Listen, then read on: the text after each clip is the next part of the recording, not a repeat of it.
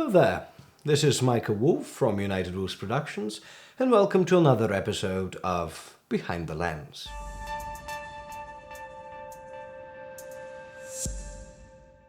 In this episode, we'll be taking a close look at Roommates Episode 4, Finding X. As always, we will begin with the writing side of things. So, back to the writer, who we definitely have not locked in our closet by now. Take it away, Dylan. Welcome to my domain. This is the first time where Harry is the focus and present throughout, making it a good opportunity to provide some much needed development on his part, especially when compared to Angelina and Jeremy. Using the maths equation proved a good way of differentiating the characters. Harry simply wants to get the job done. Jeremy searches for logic in the situation, a quality that leads to many confrontations with Angelina.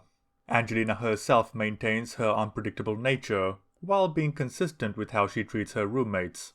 The manner in which Angelina accepts the task Harry gives her is important. It had to be a result of Harry asking her to do it rather than her dislike towards Jeremy, because the alternative would break the consistency of the character. Jeremy is not someone she hates, and Harry is someone she cares for deeply. What is established here is Harry, despite being in the background, is highly observant, and is not above manipulating others if he thinks the need arises. Jeremy bringing attention to the fact he finds these qualities in Harry frightening goes to highlight Jeremy's values and the lines even he is not willing to cross, despite being a dude. In terms of writing, the initial drafts only contained the interaction following Angelina's entrance, which resulted in a penultimate draft of the script lasting a single page. After an in-depth conversation with the old fucker, we decided to add an additional page where Harry and Jeremy are interacting prior. This brings up a fascinating question regarding consistency of character. In the prior episode, it was established that Jeremy was summoned for a literature assignment, yet now Harry is studying maths. How old does that make the character, and what is he actually studying? Well, you see, the answer is... I guess that's a spoiler. Anyway, this provided an opportunity to have an isolated interaction between them, something we were yet to get. And considering the inception of their relationship, it made sense when planning the order of episodes to have it immediately after establishing the circumstances of their meeting. That is all. Be gone. Thank you, Dylan. On our side of writing, I could say that this particular one focuses a lot on character development on their own. We know from this episode what Harry does in university and how complicated that is. We know that Jeremy's power isn't infinite. He is good at some things, but definitely not good with others. We know that Angelina isn't always unbearable. She actually does want to help, even if she doesn't know how to properly show it, or express it for that matter. We also see, for the first time, a more darker side to Harry that is probably surprising, knowing that he is the child of two fighting parrots, symbolically speaking. Planning-wise, we know we wanted this time, instead of bringing the attention away from the original conversation, when Angelina joined the conversation, to actually bring her closer to it and finish on in sort of the same kind of space and area, because that's what's important for this episode. Everything revolves around the maths, so we wanted to keep everything where the maths is rather than focusing on any external distractions. Also, in this particular scene, for the first time so far, we see the objectives of two characters completely aligned. Both Jeremy and Harry want to finish with Harry's math assignment. When Angelina comes, her original objective also kind of aligns with them. She wants them to pay attention to her, but she's happy to help to gain that attention. But Harry, being the cleverer one out of the two men, he gives her an important task because he knows that's the only way to keep Angelina and Jeremy from fighting with each other. So now let's look closely at the framing and lighting of the shots. Now, to say in the advance, this is actually the simplest of all episodes in terms of lighting, because we have the beautiful natural light coming from the window directly at the characters, and we've got the big Godox sort of in the corner that lights most of the room. We do use a backlight on 3 occasions, but not so much on the wider shots, because there's nowhere for us to hide it, I'm afraid. So we open up on the moving shot, or a fancy shot, as I've mentioned before, on the mathematical equation. Now, we did take this from the internet, as none of us are that maths savvy. We reveal the maths equation with both Jeremy and Harry looking at it, and we keep on that two-shot until Angelina shows in the background. Now, funnily enough, and this is actually more of part of the sort of improvisational on-the-spot method, prior to filming this episode, Zori made a joke whilst coming into the room of hitting the light a little bit, and said that it reminded her of a bell. And which is why we sort of got Angelina to do the same. It's announcing her entrance, if you will. We did have a choice whether to cut to a closer shot of Angelina or to keep on the three-shot, but because of the nice way that all the characters are stacked, and because the importance isn't on Angelina, she's fighting for attention, and thus, symbolically, she's also fighting for the focus of the camera. Doesn't matter how much she tries or how much she wants it, until she actually gets in the important conversation, which is about maths, the camera does not focus on her whatsoever.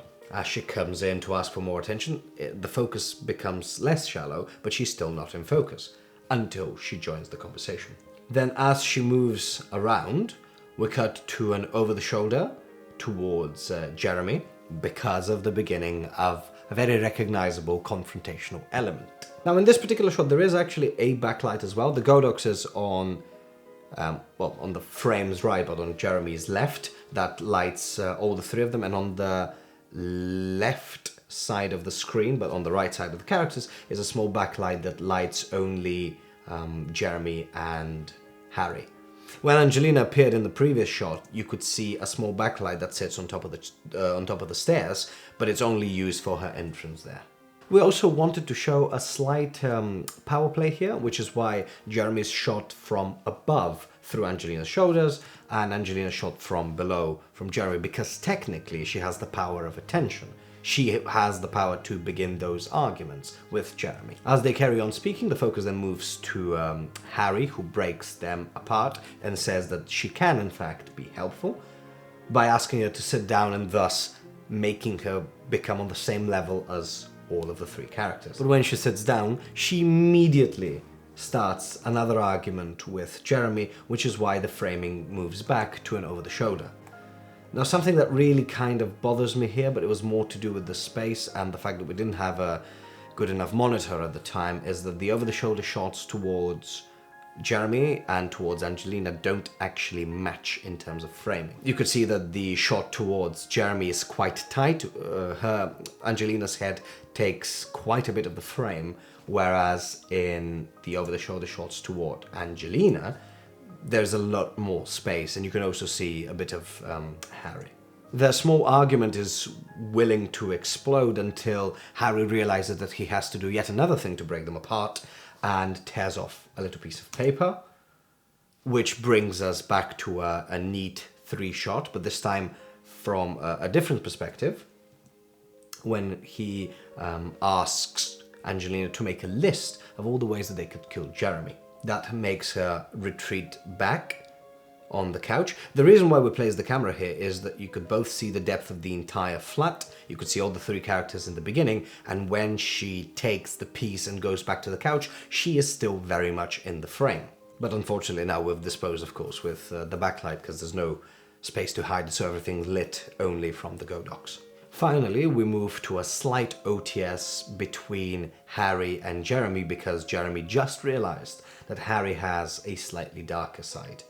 Again, here the shots don't match, but this was actually intentional, because when we cut away towards Harry, we wanted to see Angelina still in the background, so that was on purpose. And we then cut back to the same three-shot from before, showing what all the characters are doing. Harry and Jeremy become immersed in the maths again, and the episode ends. Now, in terms of problem solving and editing for this episode, there isn't really that much to say. It was quite a simple premise, quite a simple shot reverse shot.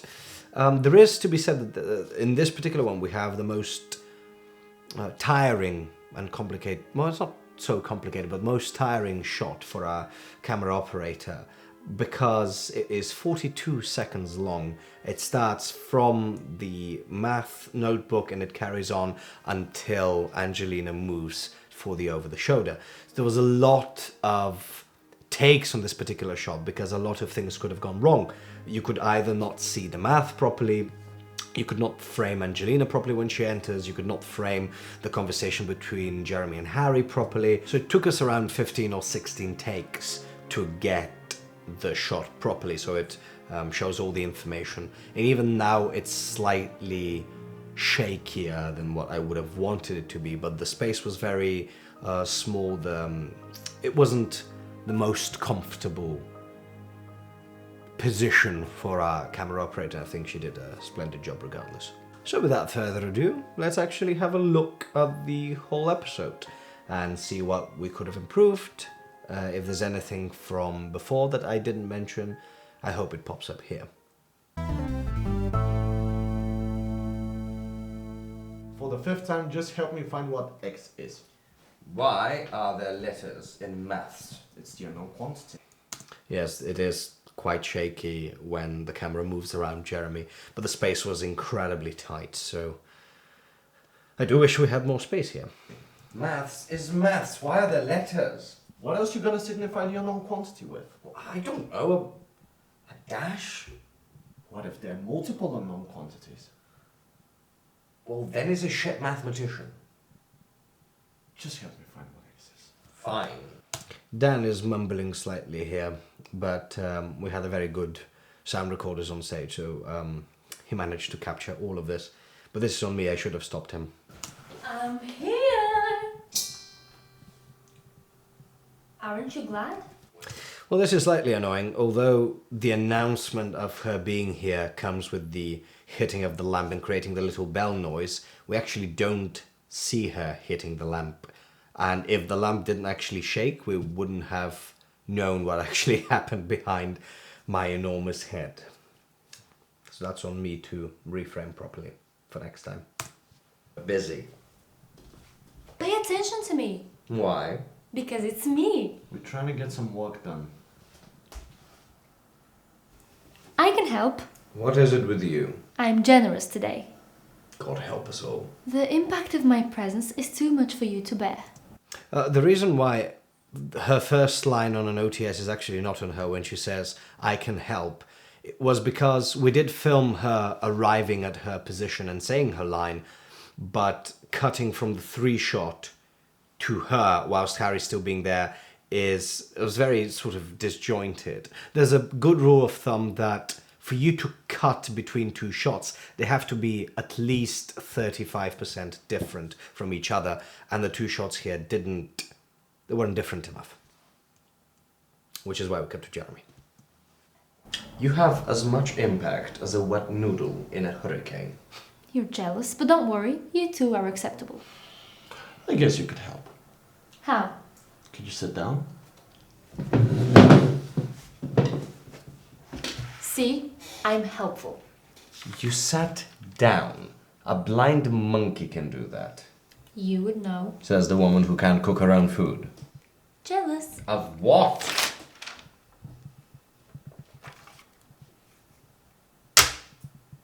Can you make a list of ways we could kill Jeremy? Just in case. Of course I can. The look that Proton gives when he says just in case, combined with her excitement of going, of course I can, and Jeremy's confusion of why the hell did she just agree to that? This isn't very great. I think it's the best take that we've had for this one. Also, another good thing for this big final 3 shot is earlier when the camera was facing that way, it was the background, the kitchen was quite overexposed because the sun was out, but now that the sun must have been behind a cloud or so, the depth just aids the cinematic way of the shot. Don't just agree to that!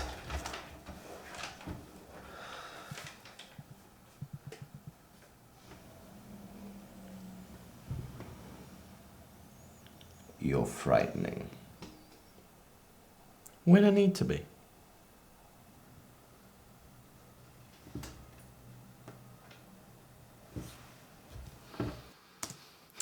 This is slightly dichotomous.